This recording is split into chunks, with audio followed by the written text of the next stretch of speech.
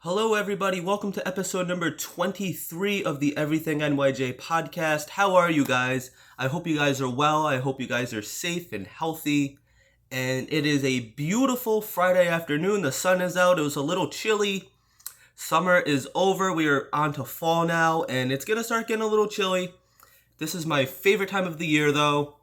You know, little sweater in the morning, t-shirt in the afternoon. Great weather, great weather. So, we have a lot to get into. I didn't talk to you guys this week yet. This is the first time this week that I'm talking to you guys. I didn't do a review reaction video for the Jets-Patriots game. As you guys probably know, or if you guys don't know, I work two jobs, and not making an excuse, just, telling you guys a little about myself. I work two jobs, and I'm actually a union electrician, and the schedule is just all over the place, right? I'm working overnights, and then it's days, and then I also work at a local supermarket. So I just don't really have a lot of free time to, that's why my videos are pretty raw too. I just kind of record them and throw them up. But yeah, that's what that is. So the schedule is just all over the place. But anyway, thank you guys for watching this. So we have a lot to get into this week, right? So before we get into the video, I just wanted to mention that you could follow me on Twitter at everythingnyj. I'll give you a follow back. So I just want to touch on the Jets-Patriots thing real quick, right? And let's be frank, they played very poorly. It was a bad game. It was very ugly, and there really wasn't a lot of, there wasn't really a lot walking away feeling happy about. I guess I want to say, we have a lot of concerns. Zach Wilson took a step back from week one. He did. And 4 interceptions, you're not going to win the game. Handed the ball over to the Patriots 4 times. It's just, you're not going to win the game. And the thing was, I almost went to that game too. I was going to buy tickets, but I was recently out with COVID. So, my pay was like a little So I was like, I'll stay home. I'll stay home for this one, watch it on the couch. And I'm really glad I did, actually. But it was very poor. I think the offensive line played much better, actually. I think that they were an improvement. I think the defense really held their own as much as they can. And I gotta, tip my hat to the defense. They played pretty damn well, considering all things considered. Early in the game, there was a very poor call on the refs, that fumble call that Robert Saleh went berserk over. And I love that. I love that we finally have a coach with some energy and some passion. A little fire under his ass. That's what we love to see. We love to see that. Adam Gase, Todd Bowles, they were zombies. But the one thing that I do want to take away from this game, and it's really the biggest story with the Jets, so far, is where is Denzel Mims? Denzel Mims, for whatever reason, is on Robert Saleh's crap list, for lack of a better term. And I don't know what it is. I don't know why he was inactive against the Patriots. Week 1 against Carolina, he only had like one play, and he actually had a very nice catch. And I don't know if it's they're saying he doesn't know the playbook, right? They're saying that because he's not a number one guy, he needs to know all 3 positions. So why don't we just, as a coaching staff, let him master one position? Let him start with one position. See how he does. And as he gets better and better, yeah, hey, you can do the outside, you can do slot. There's other positions for him to learn too, yes. But start with one first.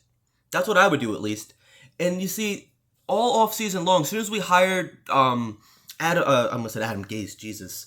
I'm really tired, guys, sorry. As soon as we hired Robert Saleh, and then LaFleur came along and everything, they were all saying that this scheme is going to be fitting the players. It's players first. We're going to maximize their strengths. They were praising that all off season long. So why aren't they doing that for Denzel Mims?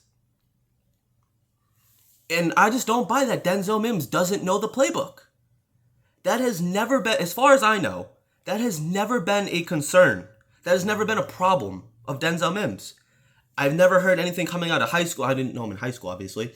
But, I don't think Robert Saleh would, I don't think he'd sabotage him. I don't think it's something personal. It could be disciplinary. I don't know what it is. I don't think Joe Douglas would have drafted Denzel Mims if there was concerns that maybe he had a hard time understanding playbooks and he couldn't really understand the plays, stuff like that.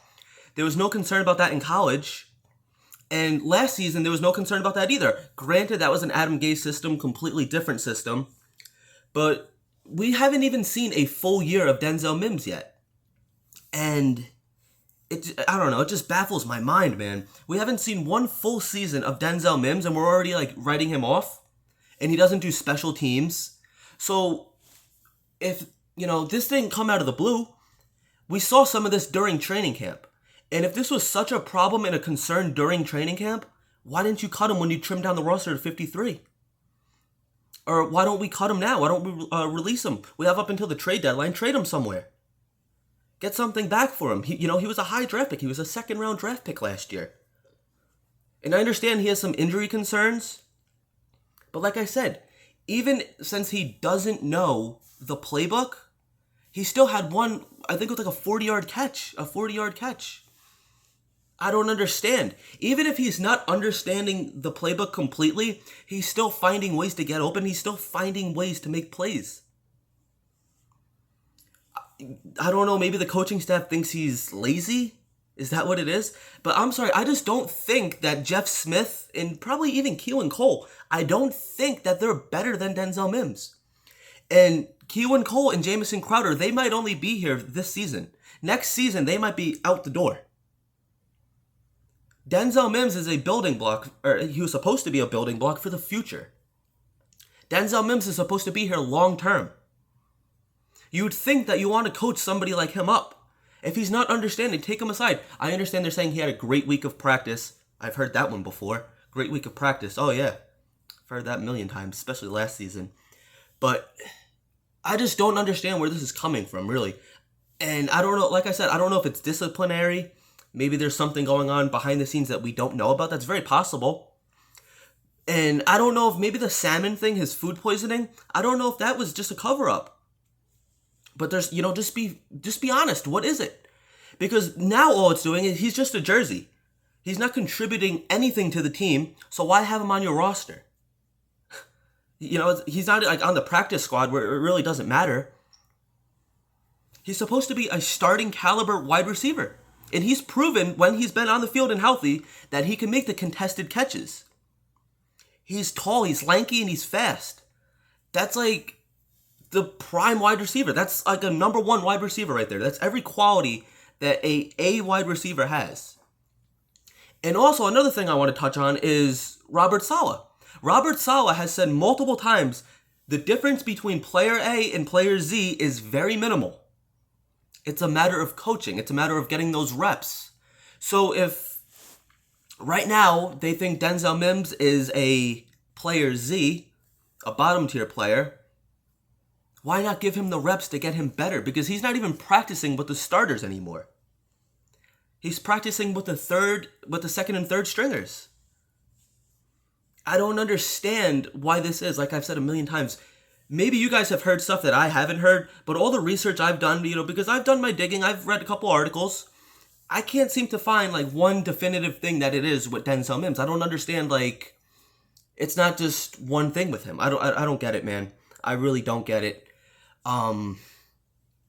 We do have a fan question today, and I just want to tie this in real quick. He says, after seeing 2 games of Saleh, what is your impressions of him? I love Saleh.